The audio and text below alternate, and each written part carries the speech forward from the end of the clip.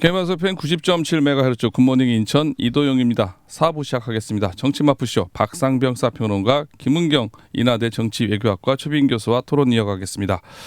앞서 더불어민주당 이재명 대표가 먼저 한 민주연구원의 유튜브였었죠. 거기에 나가서 엔비디아 발언을 했고요. 그 이후에 무지몽매한 국민의힘 의원들하고 비판을 하면서 또 TSMC 이제 정부 지분 얘기까지 하면서 이제 얘기를 연일 이어가고 있는데요. 이재명 대표가 왜 민주연구원 유튜브에 나가서 갑자기 뭐 무슨 그 얘기를 하다가 이제 그 관련된 얘기가 나왔겠습니다만은 엔비디아 발언을 왜 했을까? 네. 왜 했을까요? 우리 대한민국의 지금 경제 상황이 사실 굉장한 위기입니다. 굉장한 위기고 모든 면에서 단지 뭐 수출 부재 이런 것이 아니라 모든 면에서 지금 위기 상황이고 삼성 반도체 가지고 뭐 산업계의 쌀이라고 하는 반도체 가지고 한 5년부터 왔는데 그것도 이제 거의 이제 하향세가 되고 있지 않습니까? 그럼 다음이 뭐냐? 사실 AI가 우리가 제일 잘할 수 있었던 거거든요. 근데 AI도 지금 이미 중국한테도 밀려버릴 거예요. 우리가 이걸 1등이 아니면은 1등이나 근소한 2등 정도 안 되면은 나머지는 큰 의미가 없어요. 그렇죠. 자, 이런 상황에서 우리가 그럼 다시 한번 엔비디아 같은 이런 세계 AI를 주도하는 기업을 하나 만든다. 네. 어마어마한 계획이지 이거는. 어마어마한 계획이란 말입니다. 자, 그런데 이와 관련해서 이재명 대표도 고민을 하는 거예요. 야, 이런 회사가 우리나라에 하나 있으면은 얼마나 좋을까? 왜 우리를 못했을까? 생각할 수 있지 않습니까? 그래서 그런 계획을 대한민국의 앞으로 10년의 미래 먹거리 얘기를 한 거예요. 정확한 이재명 대표의 워딩은 이겁니다. 지난 2일 날 유튜브 방송에서 한국에 엔비디아 같은 회사가 하나 생겼다면 70%는 민간이 갖고 30%는 국민 모두가 나누면은 굳이 세금에 의존하지 않아도 되는 사회가 오지 않을까. 이런 고민을 제가 알아요. 충분히 이럴 수 있는 거예요. 근데 이게 듣는 사람 입장에서 보면은 아니 엔비디아 같은 회사가 생겼다면은 그거는 저라도 생각할 수 있어요. 이재명 대표는 생겼다면이 아니라 어떻게 생길 것인가를 먼저 고민해야 된다는 얘기예요. 왜? 정치인이고 대선주자이기 때문에. 그렇지 않습니까? 그러면 이걸 만들기 위해서 앞으로 뭐 국부부들을 어떻게 한다든지 뭐 인력을 어떻게 한다든지 공장을 어디다 짓는다든지 이런 것들을 해야 될 텐데 이거는 생기지도 않고 없고 근데 생긴다면은 굳이 구조도 민간 70% 아니다. 70% 민간 70%, 그다음에 국민 30%. 이러면은 국민들이 세금을 굳이 많이 안 내도 도움되지 않을까? 결국 구조의 방침이 있잖아요. 그죠? 구조에 다시 말하면은 국가가 개입을 하는 사회주의적인 발상이라고 비판을 받을 수 있는 그런 데모로 얘기를 하다 보니까 도대체 이재명 당신 머리는 뭐로 되어 있는 거냐? 이런 회사를 만들 국리는 안 하고. 기껏 한다는 얘기가 무슨 70%는 민간이 갖고 40%는 국민 모두가 갖는다면 이런 회사가 어떻게 엔비디아에서 성공을 하느냐 할 수 있는 거잖아요. 국민의 어려운 상황, 그 서민 생활을 생각하는 마음이겠죠. 그 마음은 간절하고 그 마음은 감사하나 이 회사 만들 생각은 못한다고 하면은 이재명 대표의 머릿속에는 온통 이렇게 나눠 먹을 생각만 하고 있는 거다. 안 그래도 무슨 기본소득이니 또 얼마 전에 분배가 아니라 성장이라도 방향을 바꾸잖아요. 얼마 전에 또 이제도 성장이 아니라 또 지금은 또 분배 쪽에도 방향을 맞추고 있잖아요. 그러니까 이게 그때마다 말하는 방점이 찍히다 보니까 이 사람 믿을 수 없는 사람이고 이제는 엔비디아 같은 회사를 만들고 난 다음에 어떻게 만들 것인가 국리보다도 뜯어먹을 국리만 하고 있다. 이런 비판을 받아도 싸다. 지금 이재명 대표가 다음 대선과 전혀 무관한 사람이라면 정말 이 상상 속의 얘기를 한다라고 생각할 수 있지만 결국 이 말의 행간에는 이런 의미를 함의하고 있다고 생각해요. 이런 엔비디아 같은 고도기술을 기반으로 한 이 기업을 국민이 같이 육성해야 된다. 그랬을 때 결과적으로 그게 가능한 거잖아요. 지분의 30%를 국민이 가져갈 수 있는 거잖아요. 국민에게 돌려줄 수 있는 거죠. 저는 이 말 안에는 기본적으로 국가의 역할이 필요하다. 그러니까 그걸 어떻게 이제 차기 정부가 할 것인지를 고민하자는 의미는 이미 들어가 있는 것 같고요. 이 안에는 이재명 대표가 그동안 얘기했던 그래서 국민이 세금에 대한 부담을 갖지 않고 기본 사회를 만들어갈 수 있는 그런 어떠한 하나의 방법이 될 수 있는 그런 내용을 담고 있다. 결국 지금까지 우클릭을 하느냐의 비판도 받았지만 결국 국민이 잘 살기 위해서는 우클릭이든 좌클릭이든 관계없이 뭔가 국가가 정부가 그리고 지도자가 이런 역할을 해야 된다라는 저는 그런 의미를 담고 있다라는 점에서 왜 자꾸 이 결과적으로 이렇게 지분을 나누는 것에만 국민의힘이 여권이 관심을 갖고 공격을 하는지 잘 이해가 되지 않습니다. 결국 그러기 위해서 정부가 역할을 해야 된다는 것을 이미 전제하고 있다라는 점에서 저는 이번에 이 기본사회에 대한 하나의 또 이 그림을 그려가는 하나의 정책, 국가적 정책, 국가 역할을 얘기하지 않았나. 교수님 얘기는 지금 이재명 대표 엔비디아 발언, 이재명 대표의 기본 사회론의 연장선상이다. 또 한편으로는 뭐 이재명 대표가 최근 실용주의 행보를 많이 보이고 있지 않습니까? 그 연장선상으로 봐도 되는 겁니까? 그렇죠. 네네. 아, 실용주의 행보의 연장선상을 볼 수도 있다라고 볼 수 있다는 얘기네요. 실용주의 행보라고 하면은 국민이 가져가면 안 되죠. 지분을. 실용주의라고 하면은 세계 유수한 AI 기업들이라든지 민간 기업이 투자해야 빨리 만들어지지. 국민이 30% 지분을 가져가고 이익을 국민이 가져가는데 어느 회사가 투자하겠습니까? 아니 국민이 뭐 다 자사할 수 있다면 뭐 보수든 진보든 중요하지 않지 않느냐. 국민이 뭐 이런 측면에서 엔비디아 발언한 거 아니에요? 아니 이재명 대표의 발언은 이 큰 회사가 만들어지면은 그래서 국민 지분이 30%니까 나는 국민 쉽게 말하면 국민 지분이라고 얘기한 게 국가가 돈을 투자한다는 건 아닙니까? 국민 개인이 넣는 것이 아니라 그러면은 국가가 30%를 가져가면 국가가 대주주예요. 국가가 보통 지금 대만의 TSMC도 대만 정부가 대주주예요. 7%밖에 없지만은. 그러니까 한국 정부가 대주주라고 얘기하면 사실은 정부 소유라고 말입니다. 여기에 어느 기업이 투자를 해요, 그러면? 그런데 AI 같이 이렇게 대규모 투자가 필요한 부분들을 어떤 민간이 이걸 자기네 힘으로만 가능하겠습니까? 그러니까 이걸 국가가 국가 산업으로 육성해 가자는 차원에서의 이 투자 개념인 거죠. 네. 그렇기 때문에 저는 먼저 그 회사부터 만드세요, 그러니까. 그렇죠. 회사를 만들기 위해서 이제라도 정부가 여기에 관심을 갖자라는 거고 이재명 대표가 내가 다음에 대통령이 되면 만들겠다. 거기까지만. 네. 나머지 지분 가지고 또 30%는 국민이 가지고 이렇게 하지 말고. 그 얘기 하지 말고. 왜냐하면 국가의 재원이 처음에 들어가야 되는데 이걸 국민적 동의가 없이 가능하지 않잖아요. 예. 그러니까 이제 이런 이 공감대, 화두 이런 것들을 저는 만들어가는 그런 단계라고 생각하고 적절한 발언이었다. 남들이 말하면 괜찮은데 이재명 대표가 말하니까 불순해 보이잖아요. 그죠? 화두를 던진 거랍니다. 그러니까 이제 이거는 사실은 이 싸움은 저는 이재명 대표한테 불리하다 생각하지 않아요. 그럼 유리하죠. 어이구 깜짝 놀라십니까 그렇게? 아니 불리하지 않죠. 그러니까 그 발언은 의도가 그거 생각해서 얘기를 했겠네요. 그러지는 않아요. 이런 걸 얻어가지고 발언하지 않지만 여기에 대응하는 국민의힘의 전략이 잘못된 거죠. 국민의힘 안에서 나오는 얘기 들어보면은 우습지도 않아요. 그래서 다 빼버렸어요. 그래서 오직해서 유승민 전 의원 말이 그나마 설득력에서 뽑아왔어요. 나머지는 다 하고 싶지도 않고. 이 사람들은 그러니까 이것도 생각할 능력도 없는 사람들이에요. 그러니까 빼버리고. 그러나 유승민 전 의원이 얘기했던 것은 지금 대한민국에 이 엔비디아 같은 회사를 만든다는 거, 미국 대만의 TSMC 같은 회사를 만드는 것 자체가 너무도 돈만 있어도 또 된 건 아니란 말입니다. 그럼 이 회사를 만드는 아이디어라든지 절차라든지 또는 일정이라든지 이런 걸 대통령이 먼저 고민을 했으면 좋겠다. 그러고 난 다음에 이게 국가가 돈을 투자하면은 그만큼 국가의 부가 늘어난다라고 하는 것을 국민들이 반대할 텐데, 반대하지 않을 텐데, 방금 제가 말씀드렸잖아요. 이재명 대표가 나오고 난 다음에 7대3 얘기를 해버리니까 이 도대체 그럼 그 회사에 누가 투자해? 정부가 다 좌지우지할 텐데. 7대3 얘기만 안 했으면 딱 좋았다는 얘기네요. 좋았다. 거기까지만 딱 하고 난 다음에 7대3이 되든 8대2가 되든 5대5가 되든 그건 다 문제고. AI 얘기만 하지. 그것만 만들면 얼마나 멋있어요. 7대3 얘기하다 보니까 도대체 너는 뭐 하는 거냐고. 오직 선생님 이준석 같은 경우도 뭐 위험한 경제가 이 친구가 더 위험하긴 하지만은 그렇게 발언을 한단 말입니다. 그래서 이거는 이재명 대표가 얘기를 적절한 발언을 했는데 여기에 이제 꼬투리를 잡는 발언을 하다 보니까 논란이 커진다는 말이죠. 커졌는데 그러나 유승민 전 의원이 한 얘기는 맞는 얘기예요. 뜯어먹을 국민만 한다고 하는 거는 이재명 대표는 아픈 얘기예요. 이런 사람이 이재명 대표는 그런 이미지가 있는 거거든요. 뜯어먹을 국민만 뭘 하는 다음에 그걸 키우는 것이 아니라 뜯어먹을. 그래서 이번에는 그러잖아요. 뜯어먹을 국민을 한 것이 아니라 키울 생각 먼저 한다고. 성장이 먼저라고. 알겠습니다. 국민을 뜯어먹는 게 아니잖아요.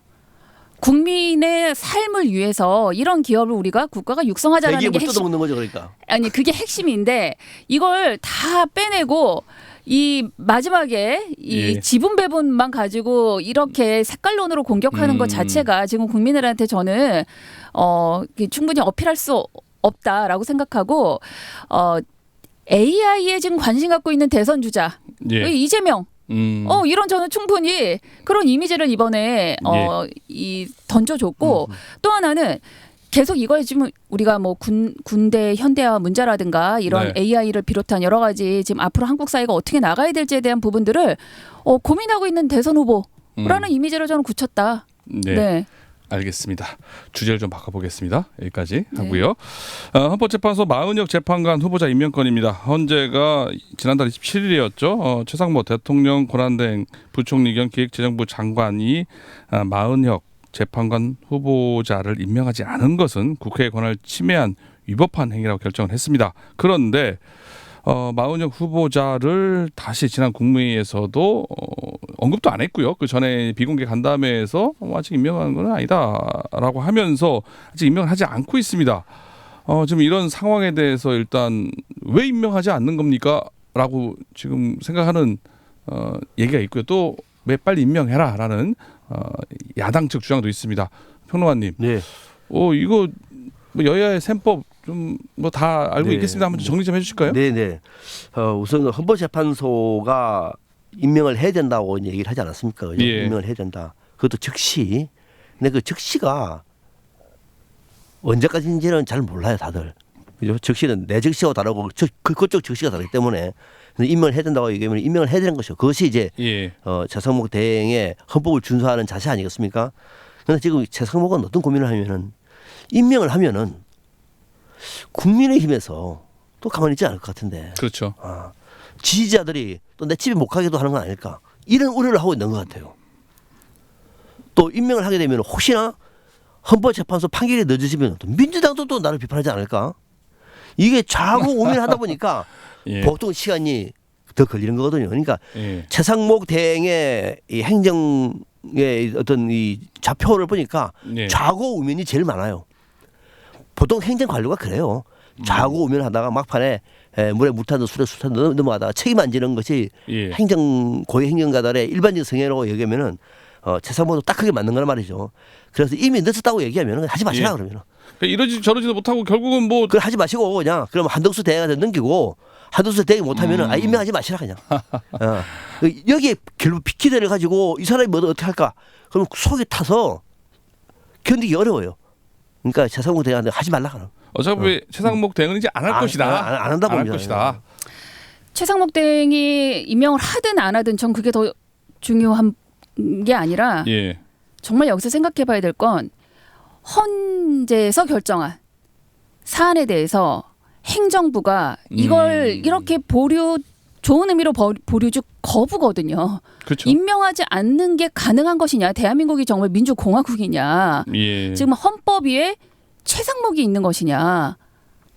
저는 이걸 지금 민주당이 국민의힘이 지지자들이 겁나서 이렇게 보류하고 있는 것이 그냥 이렇게 단순하게 볼 문제는 저는 아니다. 이건 정말 심각한 법치주의를 위배하고 있다. 최상목 대행이라고 생각을 합니다. 아니. 결정해야죠. 위배는 아니고요. 헌재 숙고한다니까요. 헌재 결정을 조금 더 시간 주세요. 조금만 더 갈게요. 헌재 결정을 존중한다? 이게 영원히 일도 있는 얘기일까요? 존중할 거예요. 영원 전혀 없이 한 얘기라고 생각. 어떻게 존중하는 겁니까? 지금 임명하라는 기한이 없기 때문에 이렇게 시간을 끌고 나는 존중한다? 이걸 존중으로 볼 수 있어요? 존중한다니까요. 조금만 기다려달라니까요. 어쨌든 지금 안 하고 있는 것은 국민의힘과 지지자들. 지금 뭐 단식 투쟁까지 하고 있잖아요. 임명하지 말라고. 그게 지금 무서워서. 그리고 어떻게든 윤석열 탄핵 심판에 부정적인 영향을 끼치고 싶지 않아서라고 저는 그렇게밖에 해석할 수 없는 부분인데 최상목 대행의 이번 이 임명하지 않고 보류하고 그걸 국무회의에다가 물어보고 하는 이런 이 행위에 대해서는 저는 두고두고 비판 받아야 되는 부분이라고 생각합니다. 이 헌법이 어디까지 우리가 무너져야만 대한민국이 다시 설려고 하는 것인지 정말 저는 이걸 단순하게 볼 수가 없을 것 같아요. 임명 안 할 수도 있지 뭐. 뭐 보류하려다가 나중에 하겠지. 이렇게 볼 문제는 아니다. 앞서 제가 우리 고위공직자 얘기를 했잖아요. 싸잡아서 비판을 했는데 실제로 그렇습니다. 우리 고위공직자들이. 그러니까 이 지금 최상목이라고 하는 사람한테 기대를 갖고 있으면은 엄청 실망해요. 우리 교수님처럼 이렇게 막 화가 난다고. 근데 기대하지 않으면은 괜찮아요. 임명하지 마세요. 하지 마시고 예. 그냥 조용히 있다가 그냥 나가시고 연금 예. 많이 받아서 그냥 사시면 돼요. 예. 그러니까 대신 앞으로 무슨 정치를 한다든지 뭐 국민의 지도자 이런 생각하지 마라. 이런 사람들이 지도자가 하면 나라 불행한 거예요. 국민들도 그걸 알아야 된다고요. 아, 최상무가 이런 사람이구나. 예. 대한민국 행정부는 뭐 헌법 위에 있구나. 그냥 알아야 된다고요. 그러니까 기대를 내려놓으면은 실망할 것도 없어요. 그냥 내버려 두세요. 어쨌거나 숙고할 거예요. 두 분의 말씀은 최상목 대행이 현재 판결에도 불구하고 임명하지 않는 것은 문제가 많다는 건 당연한 거죠. 생각이신 그러면. 거죠. 그러니까는 지금 최상목 대행이 현재 재판관 마은혁 재판관 후보자를 임명하지 않은 것은 문제가 있다라는 얘기 정도로 정리를 하고요. 그러면은 지금 한덕수 총리 탄핵 심판이 만약에 윤석열 대통령 탄핵 심판보다 먼저 결정이 나게 되면요, 기각 결정이 나게 되면 다시 총리로 돌아오게 되지 않습니까? 그럼 한덕수 총리가 그렇죠. 할까요? 이게 이제 일정을 우리가 헌재 일정을 참 알 수가 없기 때문에 말씀드리기 좀 어려운데 예. 저는 한덕수 전 총리가 먼저 저 결정된 것이 옳다고 봐요. 최상목 가지고 안 됩니다. 예. 진짜 총리하고 부총리는 저는 할 거 땅 차이예요. 그러니까 책임감도 없고 예. 진짜 앉아가지고 눈동자만 좌우로 굴리는 이 모습에 저는 아주 진드리가 난다고요. 아 예. 진짜 안 되겠구나 해서 한덕수 총리가 오고 난 다음에 예. 임명하고 그다음에 이제 대선 정국으로 가는 것이 대선 관리도 이 최상목한테 맡기면 안 돼요. 믿을 수 예. 없어 이 사람을. 예. 그래도 저 총리급이 대한민국 대통령 선거 아닙니까? 예. 그 선거 과정을 저는 준비하는 것이 그나마 낫다고 생각이 들고 그때 임명하시라. 이게 지금 쉽게 말하면 뭐 마흔여 재판관 있으나 없으나 예. 현재 결론은 이미 나와 있기 때문에 너무 연연하지 말고 저는 예. 그렇게 하는 것이 저는 옳다고 봐요. 너무 체감하지 말라고. 일단 한덕수 총리가 온다 해서 임명하는 게 맞긴 하지만 그거는 탄핵 심판에 큰 영향 안 미친다. 영향을 안 미칠 것이다라고 보시는 거죠. 근데 두 분 다 한덕수 전 총리가 기각돼서 돌아올 거라는 걸 너무 100% 확신하고 전제하신 99%. 것 같은데 지금 시기도 우리가 3월 초로 예상을 했는데 예. 지금 아무 선거에 조짐이 없습니다. 오히려 지금 뭐 조서를 다시 좀 탄핵될 것이다라고 지금 보시는 거네요. 아니요.